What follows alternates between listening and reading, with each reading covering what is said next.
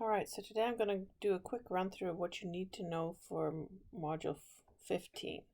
So first of all, the first law of thermodynamics is that the change in the internal energy of a system is equal to the net heat added to the system minus the net work done by the system. So if the system does work, then it loses energy. If heat comes in, then it gains energy. Now, since we said in the last module that the internal energy is 3/2 nkt, then any change in energy is just a change in temperature. We're not changing the number of molecules n. So the delta U is 3/2 nkb times delta T.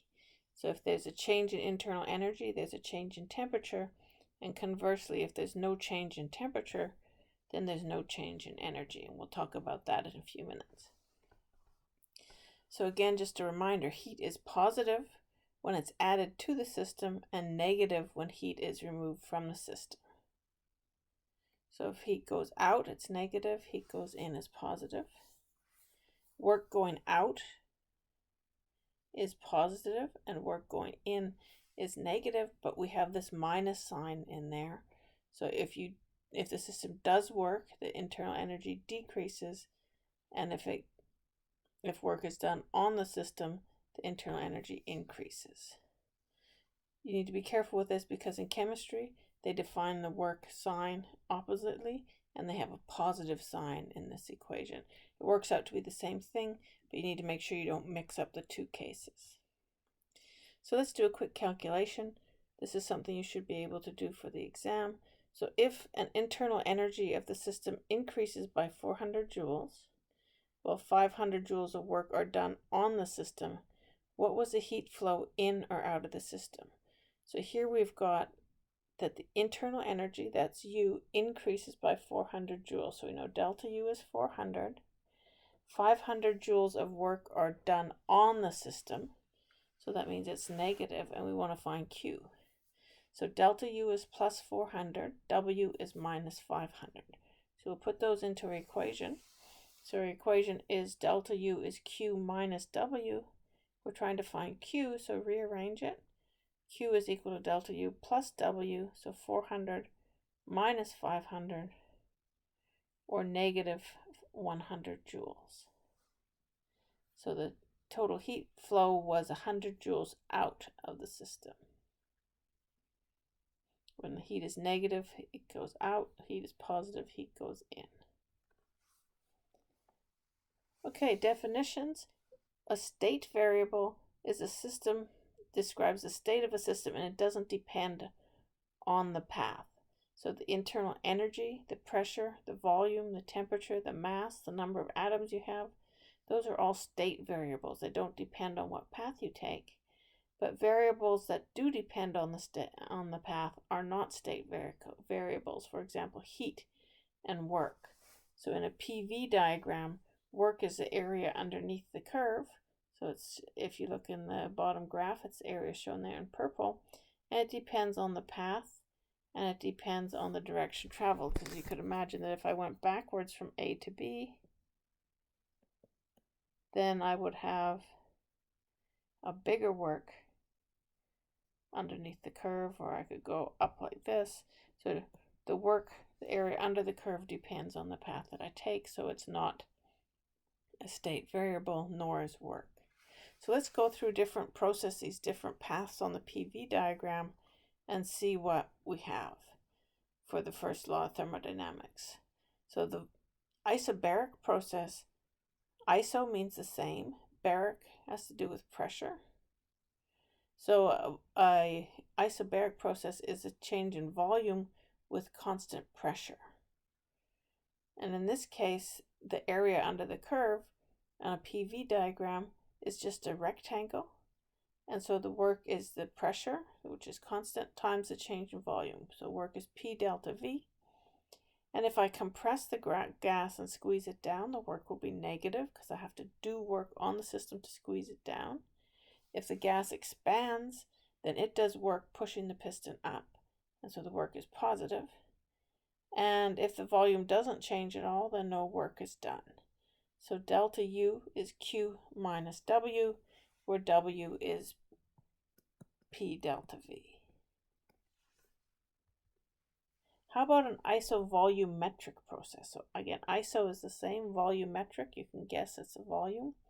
So it's also sometimes called an isochoric process. It's a change in pressure at constant volume. And if you look at the picture, there's no area under that curve. So the work is zero.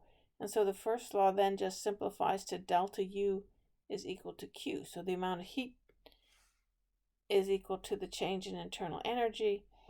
And the change in internal energy is 3/2 NK delta T. So we have a very simple form of the first law in that case. Isothermal process. Isothermal means constant temperature. So remember our ideal gas law, PV equals nRT or nKT, depending on which.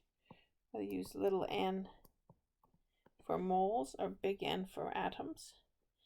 So if the temperature is constant, then that means that the whole right side of the equation is constant. So that means the left side has to be constant. So pressure times volume is a constant. And so if I draw a line that defines that, it's like shown in that little curve there in blue on the graph from A to B. That's an isothermal process. And the area underneath the curve, the work, is equal to the heat. Because, of course, if the temperature is constant, delta U is constant. And so, remember, our delta U is Q minus W. If delta U is equal to 0, then Q is equal to W. So, if I do the calculus there, I can calculate that the area under that curve is nRT times the natural log of V final minus V initial. And it depends on the path. All right, adiabatic process. Adiabatic process is something that happens very quickly, and so there's zero heat transfer. Or it could be a process that's very well insulated. So if Q is equal to 0, then the first law just simplifies to the change in internal energy is the negative of the work. And so since the change in internal energy is 3/2 NK delta T, then the work is just negative 3/2 NK delta T. So you need to know these 4 different processes, and you need to know how the first law simplifies in each process. So if I told you it's an adiabatic process, you should be able to tell me what's special about that, what the process looks like, and what the first law simplifies to. So often inside a system, we'll have a complex process where we go in a loop, for example. We go from one state to another state to another state in different kinds of paths. So let's look at an example of a loop here where I do A, B, C, D. So when I go from A to B and also from C to D, those are isobaric, the constant pressure. When I go from B to C and A to D, those are isochoric or constant volume. Okay, so the work that's done in a closed cycle is just equal to the area inside the loop. And it turns out if you go around the loop clockwise, the work will be positive. If you go around the loop counterclockwise, the work will be negative. And this is a very simple system where I have a rectangular loop. In most engines, like in your car engine, it won't be a rectangular shaped loop. You'll have a combination of isotherms and adiabats, etc. So that brings us to the second law of thermodynamics. The second law of thermodynamics basically says that nature likes to increase the disorder. So some processes only will occur in one direction. So heat always flows from hot to cold. If you drop an egg and it breaks, it doesn't mend itself. If you get, if you want to cool down your house and it's hot outside, you're trying to go against that law, and so you have to put work into the system. So normally heat from outside will flow into your house. If you want it to go opposite, you have to pay for electricity to run your air conditioner to make it work the opposite way. So what is a heat engine? A heat engine uses heat to do work. So a good example of that is your car engine. So in a heat engine, heat is transferred to the engine from the high temperature reservoir. the engine does some work and some heat is exhausted out of the system into a low temperature reservoir. And remember, a reservoir is just something that that's so big that if you add a little bit of heat or subtract a little bit of heat, the temperature won't change. So we have a high temperature reservoir from which heat flows into the engine, and then the engine turns part of that heat into work, which is what you get out of it, and part of it is exhausted to the low temperature reservoir. And this is going to be a closed loop in your engine. So in a closed loop, you end up at the same temperature you started with. So delta U is 0. So the total heat is equal to the work. So total heat is the heat in minus the heat out. And so the work that your engine can do depends on the difference between the amount of heat that it takes in and the amount of heat that it exhausts. So if it exhausts all the heat, then you can't do any work. So if you want to maximize the work done by your engine, you want to minimize the amount of heat that's lost in the exhaust. So the most efficient engine that's ever been designed is a Carnot engine. And it's also a reversible process where it can go the other way. So what's a Carnot engine? You can see it's not a nice rectangular thing. It's an isotherm from A to B. So at a constant temperature TH, the system expands in volume, the pressure decreases. And then at point B, we go to an adiabatic, so no heat, expansion from B to C. And so the temperature drops down to the cool temperature, the temperature of the cold reservoir. Then we go from C to D along another isotherm at the constant temperature of the bottom reservoir. And then we do an adiabatic compression back to point A, and again adiabatic, there's no heat flow. So heat comes in from A to B and heat leaves from C to D, and the work that's done is the purple area inside the graph. So the efficiency of an engine is what you get versus what you pay for. So what you get is the work, what you pay for is the heat. So in your car engine, you're paying for the gasoline, which gets burnt to make the heat. So the work, we said, was the difference between the heat in minus the heat out. So QH minus QC over QH, which is what you pay for. That gives us that the heat engine is 1 minus QC over QH. So efficiency, 100% efficiency, you would get E equals 1. So you can see I can only get E equals 1 if that thing that I'm subtracting from 1 is 0. So that would mean that the amount of heat going to the exhaust, QC, is 0. And of course that's impossible due to friction and other heat losses. A Carnot engine, which is an ideal engine, if I look at the equations for what's actually going on and try and figure out the area, we can get that the work done over the heat is just equal to the temperature in Kelvin, TH minus TC, temperature of the hot reservoir minus the temperature of the cold reservoir, over TH. And so that's 1 minus TC over TH. So you can see that you can only get 100% efficiency if the temperature of the cold reservoir is 0 Kelvin. Okay, so normally for best real engines, we get between 60 to 80% of Carnot efficiency. So we should be able to do a calculation. So let's say I have an ideal heat engine, which means a Carnot engine. I can use that 1 minus TC over TH. Has an efficiency of 72.5%, and it uses gas from a hot reservoir that has a temperature of 622 Kelvin. So I want to know what's the temperature of the cold reservoir.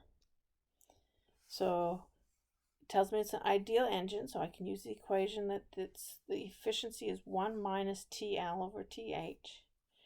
And I'm told the efficiency is 72.5%, so that's E is 0.725. So if I rearrange the equation, I get, so I'm going to take TH, multiply it up the top, so I get E times TH is equal to TH minus TL. rearrange it. TL is equal to TH minus E times TH. And if you don't like doing that, you can just go ahead and put in your numbers straight away. So TL is TH, 622 Kelvin. And again, this problem gave us the temperature in Kelvin. If it doesn't, you need to convert it to Kelvin. Minus the efficiency, which is 0.725 times 622. And I get a temperature of 171 Kelvin.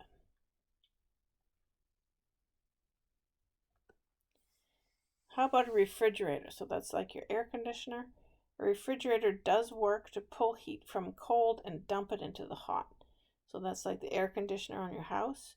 You do work, which comes from the electricity that you pay for, to take some heat out of your cold house and dump it into the hot air outside. So for a refrigerator, we don't talk about efficiency, we talk about coefficient of performance. And the coefficient of performance is what you get versus what you pay for, just like the efficiency. So what you get is you want to pull more heat out of your house. So what you're getting is the amount of heat pulled out of your house, QC, versus the work, which is what you're paying for from the electricity. So the work is equal to the amount of heat out minus the amount of heat in, just like for a heat engine. And so, sorry, it's QH minus QC, which is actually heat out versus heat in. In this case, for heat engine, it's heat in minus heat out. Coefficient of performance for a Carnot engine, we would just replace the Q's with a T. And so if we want the largest coefficient of performance, we would want the denominator to be 0. And to get the denominator to be 0, TH and TC would have to be the same. So you get most efficient refrigerator if the temperature inside your house and the temperature outside your house are the same. And of course, that's not really what we want. Sometimes if you run your heater in the winter in Florida, you have what's called a heat pump. And a heat pump is a very efficient way to heat your house. It just runs your air conditioner in reverse. And that works well in Florida where it's not that much colder outside than inside. Okay, so the second law basically says that disorder always increases. And we have a scientific term for disorder called the entropy with a symbol of S. And so the second law of thermodynamics just says that the total entropy of a system never decreases. So it's always either the entropy change is 0 or the entropy change is positive. So entropy is a state function. It doesn't depend on the path. And in a reversible isothermal process, we can get a simple equation for delta S. It's one of the only processes in which we can get a simple expression. Delta S is equal to the heat divided by the temperature in Kelvin, of course. So if the temperature changes during the process, then the equation is much more complicated. So heat is always positive, temperature is always positive if it's in Kelvin, and so the change in entropy is always positive, and so disorder always increases. If you have two objects with different temperatures, you can transfer heat between them and do work. So for example, you can drop ice cubes into your glass of water. Eventually the ice cubes will melt, everything will come to the same temperature, and once they're in thermal equilibrium, no more energy can be transferred and no more work can be done. So eventually over time, the universe will all come to the same temperature, and that will lead to what's called heat death of the universe, where there's no net flow of energy. So what do you need to know for the final exam? That's which is most important. You need to be able to state the first and second laws of thermodynamics. You need to know what entropy is a measure of. You need to be able to give examples of state and non-state variables.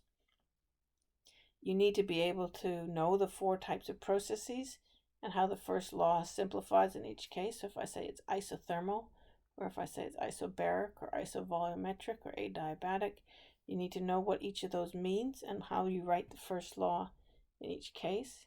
And you need to be able to do a calculation based on the efficiency or coefficient of performance for a heat engine or for a refrigerator.